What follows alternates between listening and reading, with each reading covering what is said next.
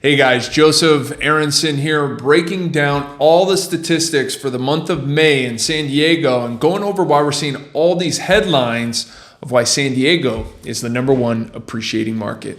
Here we go.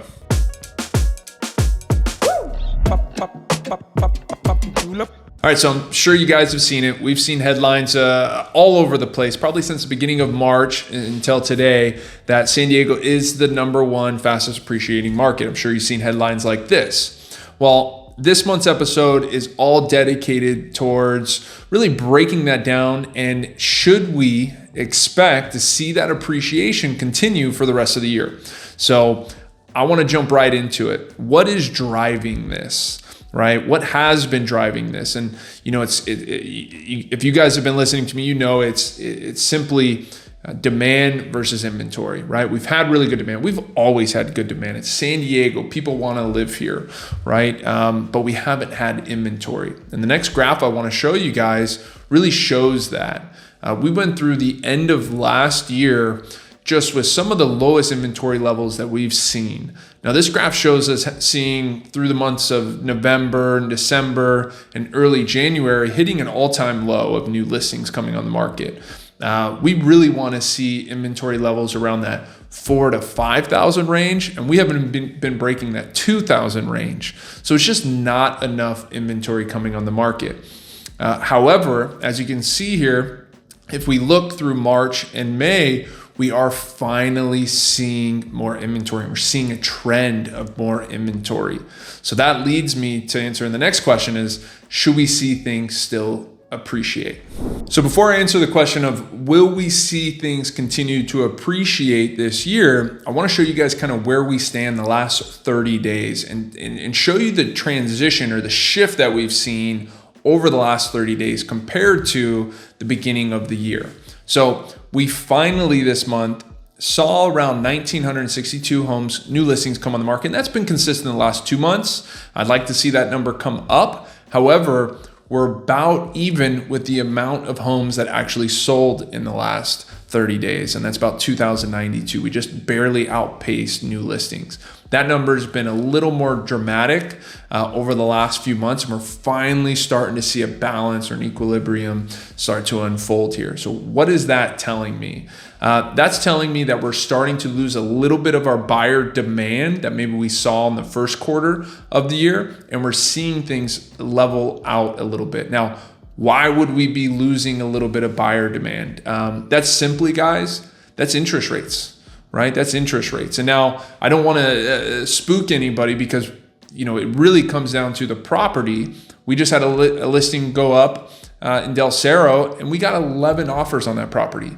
So ultimately, it really comes down to the property and the condition and the price and, you know, the desirability of the neighborhood. Of course, those properties are still going to be in really high demand, but we might not see that same demand for the stuff that maybe needs a little bit more work, homes that are maybe a little bit overpriced. We're going to see that demand diminish a little bit. But honestly, we needed that. I don't want to see things appreciate 10, 15, 20% per year. That's just not healthy. We want to get back into a more balanced market. And these numbers right here are showing me exactly that.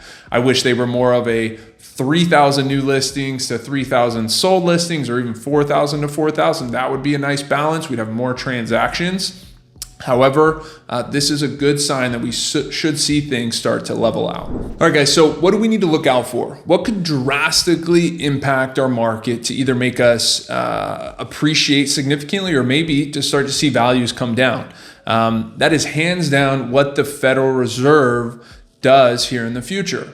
Now, everybody's been expecting some type of rate cuts. Not me. I'm thinking later in the year we'll see the first or second rate cut. However, the Fed did come out and say that they're not going to increase or decrease rates as of now. But they made one other big decision, and this should help interest rates. And I want to keep our eye on it. But basically, they're going to start putting money back into the economy. And they're going to stop removing money that they've put into bonds. And that should allow more money to circulate. Right now, we've been seeing more banks do private financing, and we want to see a little bit more help from the Federal Reserve to fund these loans. And that's what we should see going forward. And they've stated that they'll start this in June. So the month of May, we might see rates stay where they are, which is a little bit high right now, up in the 7s.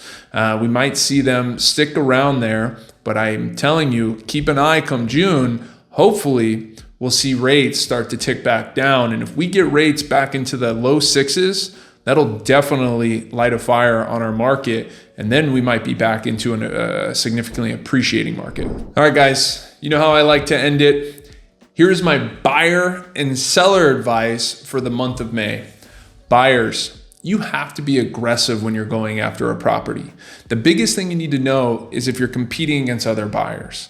If you are competing, then you have to be aggressive. That means giving really good terms, such as a quick close or a short contingency time frame to do your inspections and get your loan. But you have to be aggressive when you're competing. If you're not, then you have options to negotiate. So go ahead and negotiate right now. If there's no other offers on the table, put one out there. Let's see what the seller's willing to come down to. So don't be afraid to negotiate. For all my sellers out there, it comes down to two big factors right now, condition and price. Condition, people are looking for move-in ready homes. Now, I'm not saying it needs to be fully renovated, but what they don't want to do is go into a place that they have to do new flooring, they have to paint, they have to clean, right? You should be able to, transition your property to a new buyer with maybe some new carpet, fresh paint on there, something that they can move into and slowly make their own over time, and they don't have to put a ton of money into it up front. So definitely prepare the property for a move-in ready buyer. And then of course you have to price it as the next to sell home. So you got to see what you're competing against and then make sure that it's an obvious choice for whatever buyers are looking in that neighborhood to choose your home versus the competition. So that's my advice, guys. If you have any questions, please reach out to myself, make a comment here, or reach out to anybody here on the True Local team. All right, take care.